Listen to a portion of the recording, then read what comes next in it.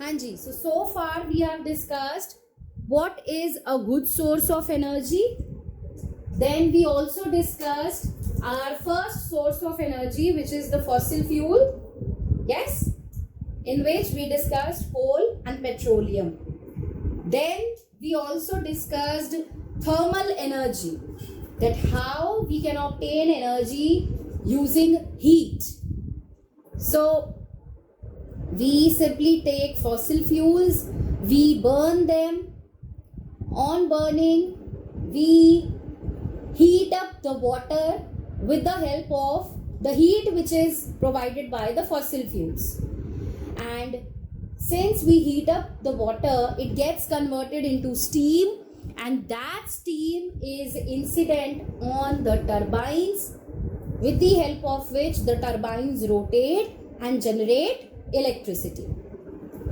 Okay. Next important, rather I would say very important source of energy is water. Hydropower.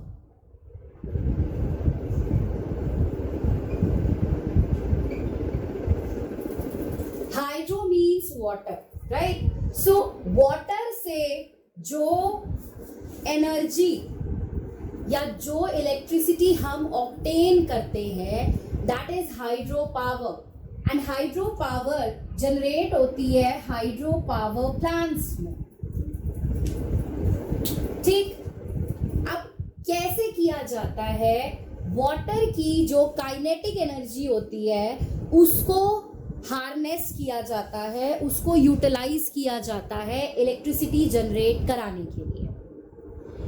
अब जगह जगह पर हमें वाटरफॉल्स तो नहीं मिलेंगे कि मैं पहले पानी को एक जगह पे पहले इकट्ठा कर लूँ और उसके बाद उस पानी की काइनेटिक एनर्जी को यूटिलाइज करूँ. सो इस चीज को ओवरकम करने के लिए डैम्स बनाए जाते हैं. ओके, नाउ डैम्स जो है, मैं एक आपको एक रफ स्केच बना के दिखाती हूँ एक डैम का. क्या किया जाता है यहाँ पे? सपोज ये एक डैम है एंड यहाँ पर ये एक गेट है. ठीक, इस डैम में सपोज यहाँ पर वाटर को अभी स्टोर करके रखा गया है. Okay, we have stored water over here. ये ब्लैक से जो मैंने बनाया है, this is water. This is called as reservoir. Reservoir होता है, आप इन शॉर्ट कह सकते हो, एक स्टोरेज टैंक. तो आपने डैम के पीछे एक रेजर्वॉयर बनाया जहां पर आपने वाटर को स्टोर करके रखा हुआ है. सिंस अभी ये वाटर यहाँ पर स्टोर है एट सम हाइट, तो इस वाटर के पास फॉर द टाइम बीइंग है potential energy. Correct? Potential energy कैसे होती है? बिकॉज ऑफ सम हाइट और some position. Yes, so here the water is stored, hence this stored water has potential energy. Clear? अब जब electricity produce करानी होती है तो क्या किया जाता है? इस स्टोर्ड वाटर को ये गेट्स ओपन करके जोर से हाई वेलोसिटी से इस वाटर को भेजा जाता है. ठीक, ये जो यहाँ पर गेट है इसको बोलते हैं स्लूस गेट्स. नाम है उनका स्लूस गेट्स. ये गेट्स मशीन की हेल्प से ओपन एंड क्लोज हो सकते हैं. ठीक, एंड ये स्लूस गेट्स हैं, इन गेट्स से प्रॉपर चैनल्स या पाइप्स बनाए जाते हैं. इन पाइप्स के थ्रू वाटर फ्लो कर सकता है. एंड यहाँ पर टरबाइन्स लगे होते हैं, ठीक। और ये जो टरबाइन है इसको कनेक्ट किया जाता है जनरेटर से, ठीक। This is your turbine.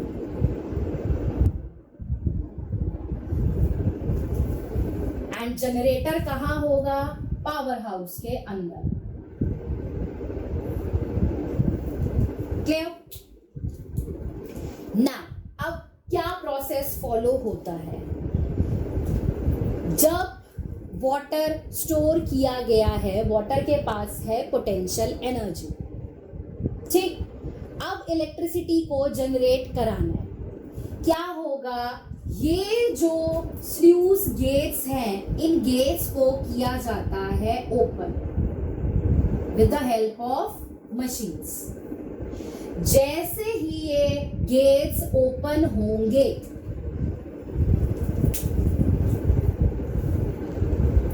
Right, जैसे ही ये गेट्स ओपन होंगे, water will start rushing inside from these gates, right?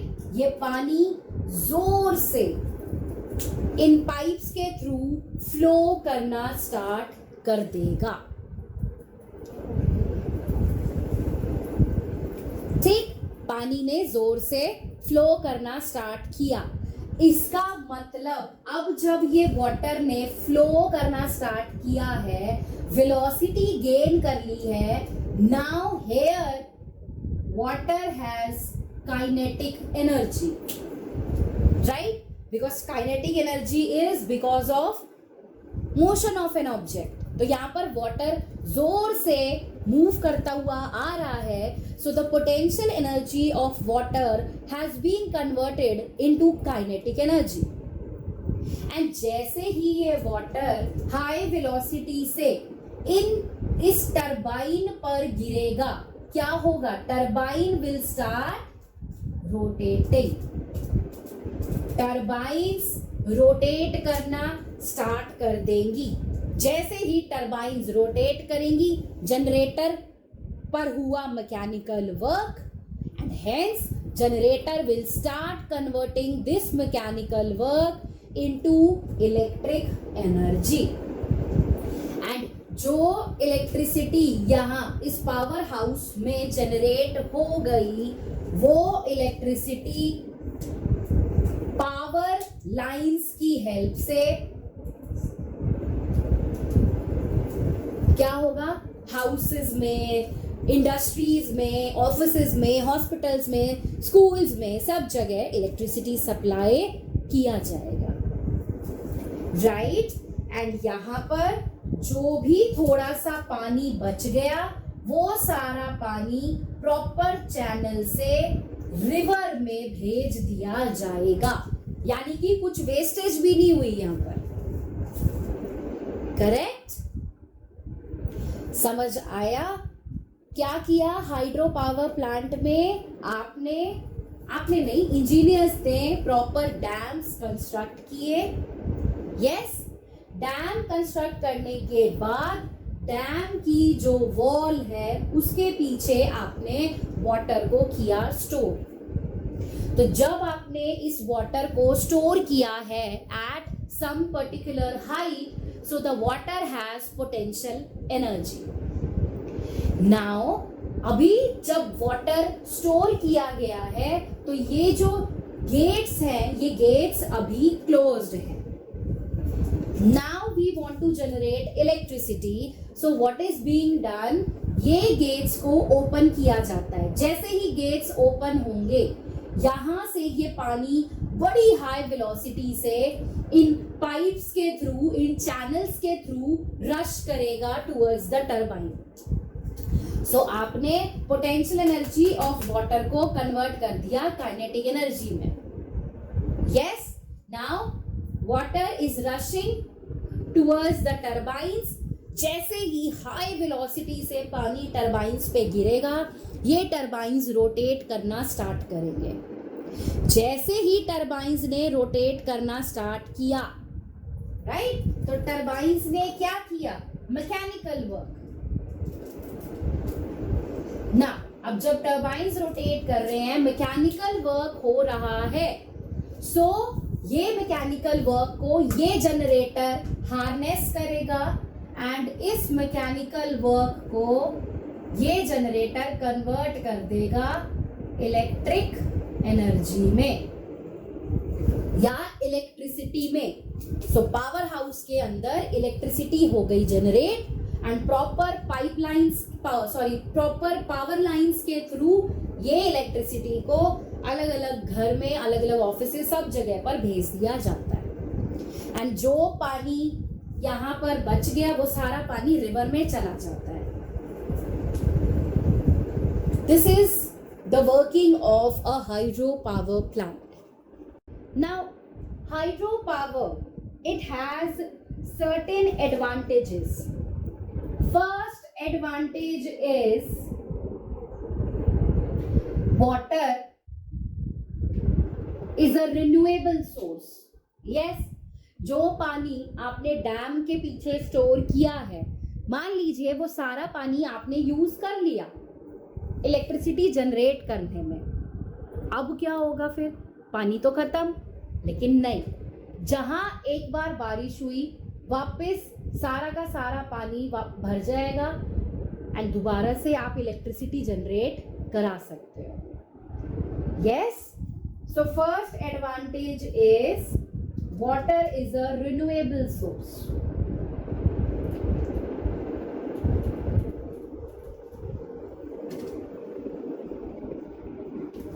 Clear?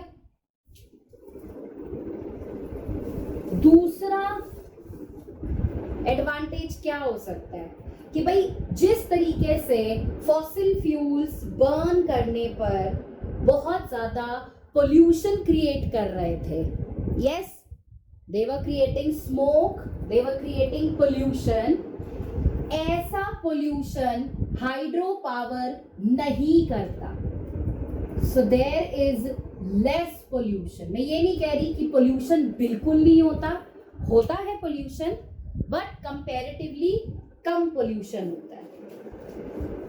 ठीक, डिसएडवांटेजेस क्या हैं?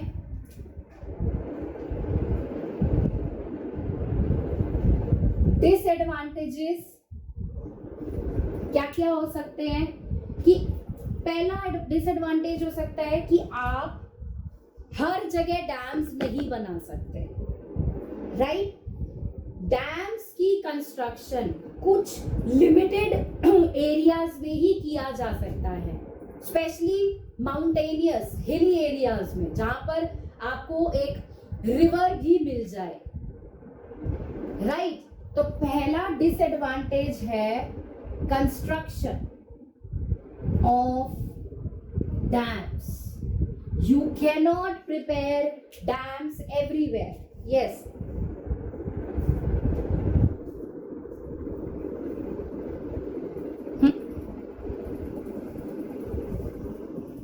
नहीं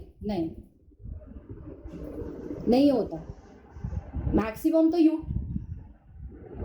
नहीं नॉट एग्जैक्टली नहीं। पानी ही तो है, पानी यूज हुआ, वापस जो बच गया वो रिवर में आ गया, ठीक है? So first disadvantage is construction of dams, कि आप हर जगह जहां मन करा वहां डैम्स नहीं बना सकते हो। आप डैम्स कुछ पर्टिकुलर एरियाज में ही बना सकते हो, जैसे हिली एरियाज हो गए या ऐसे एरियाज जहां पर रिवर है, ठीक? उसके बाद जब आप डैम्स बना रहे हो तो आप बहुत ज्यादा लार्ज स्केल पर जो इकोसिस्टम है आपका, आप उसको डिस्ट्रॉय कर रहे हो। भाई मान लो एक ऐसा रीजन है, एक ऐसा एरिया है जहां पर पहले बहुत सारे प्लांट्स एंड ट्रीज ग्रो कर रहे थे। अब अगर आपको उस रीजन में डैम सेटअप करना है तो आपको वो सारे प्लांट्स एंड ट्रीज को पानी के नीचे डुबाना पड़ेगा और आपको वहां डैम कंस्ट्रक्ट करना पड़ेगा। Yes, So you are destroying large ecosystems. So large ecosystems are destroyed. यहाँ पे डिस्ट्रक्शन जरूर हो रहा है, लीडिंग टू पोल्यूशन. थोड़ा सा पोल्यूशन तो नेचुरली होगा ही होगा, बिकॉज आप प्लांट्स को खत्म कर रहे हैं. देन कभी कभी क्या होता है, पूरा लोगों का घर, पूरी एक विलेज बसा हुआ होता है, एंड आप उस पूरे विलेज को डिस्ट्रॉय करके डैम कंस्ट्रक्ट कर देते हैं. Yes, so you are destroying the human habitation, you are destroying the agricultural land. Yes, so destruction of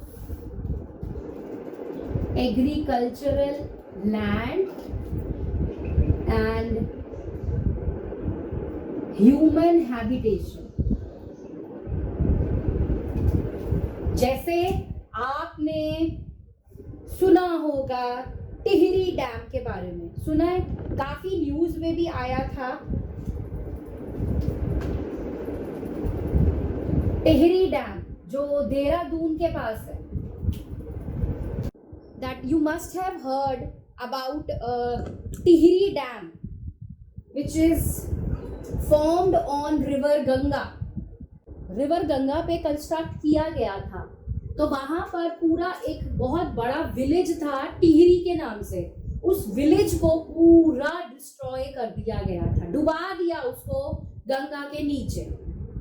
yes, लेकिन गवर्नमेंट ने एक एप्रिशिएबल काम जरूर किया था कि बेशक उसने टिहरी विलेज को कंप्लीटली डिस्ट्रॉय कर दिया था in order to construct Tehri dam, but government ने एक न्यू टिहरी विलेज बना के लोगों को दिया था. तो उन लोगों को रीलोकेट किया गया नए टिहरी विलेज में, एंड वो जो न्यू टिहरी विलेज बना है, दैट इज वंडरफुल. बहुत ऑर्गेनाइज्ड तरीके से उस न्यू टिहरी विलेज को बनाया गया है. सो नो डाउट जिन लोगों के घरों को डिस्ट्रॉय किया गया था, उन लोगों के घरों को वापस दे भी दिया गया नए जगह पर एक टिहरी विलेज सेटअप करके. बट जो ओल्ड टिहरी विलेज है, that is being sunk inside the water. Ganga river के अंदर उस पूरे ओल्ड टिहरी विलेज को डुबा दिया है.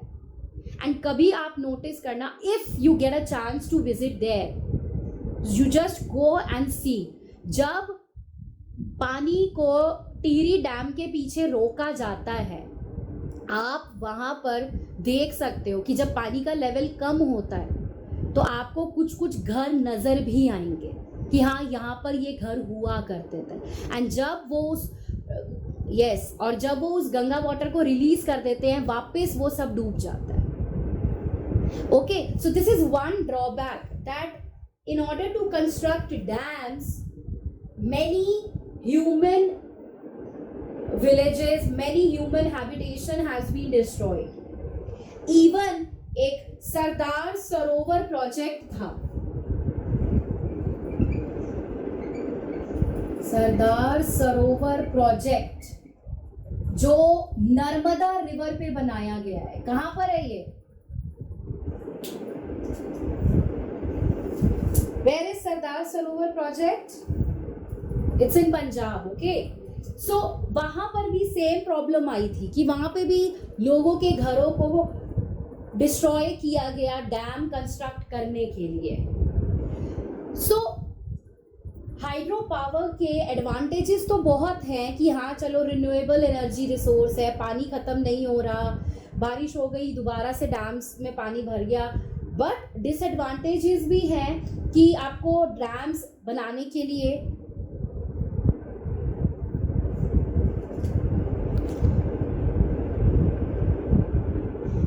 डिसएडवांटेजेस भी हैं कि डैम्स बनाने के लिए आपको प्रॉपर जगह चाहिए, जिसकी वजह से आपको इकोसिस्टम को, लोगों के घर को, उनके एग्रीकल्चरल लैंड्स को डिस्ट्रॉय करना पड़ेगा. बट इंडिया में मैक्सिमम इलेक्ट्रिसिटी जो है वो आती ही हाइड्रो पावर से है, maximum electricity. So hydropower plants are the major sources of electricity in India.